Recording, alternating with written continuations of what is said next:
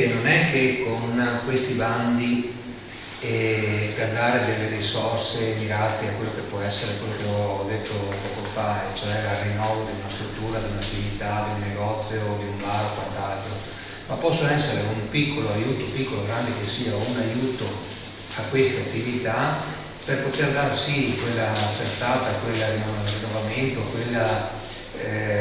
ventata di freschezza che possa essere quella che dà sia la possibilità di avere un aiuto economico da parte, a fondo perduto da parte del Comune di Loreo della Regione attraverso il Comune di Loreo, ma soprattutto anche quello che può essere quello di dire in una famiglia dove ci sono figli, dove ci sono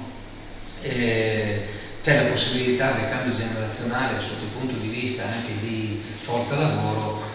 noi ci teniamo e abbiamo cercato sempre di dare un supporto a quello che può essere l'aiuto proprio, perché quando si parla di piccole imprese, si parla di un coinvolgimento familiare, non stiamo parlando di strutture che hanno i 20, 30, 40 dipendenti come i centri,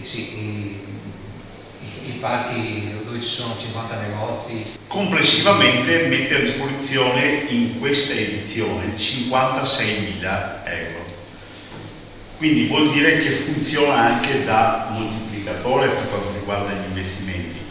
perché se 56, facciamo per comodità, 60.000 euro, no? Sono il 60%, vuol dire che vengono fatti investimenti almeno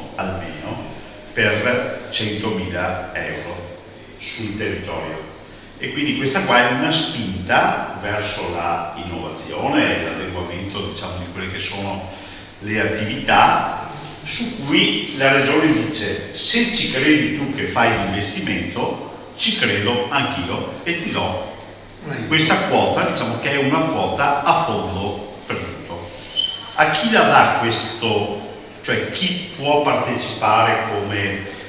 come azienda?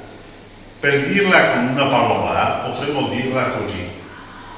tutti quanti quelli che hanno una vetrina dentro a quella che è il comune di Loreo, tutti quanti quelli che hanno una vetrina. Perché? Perché c'è la convinzione da parte della Regione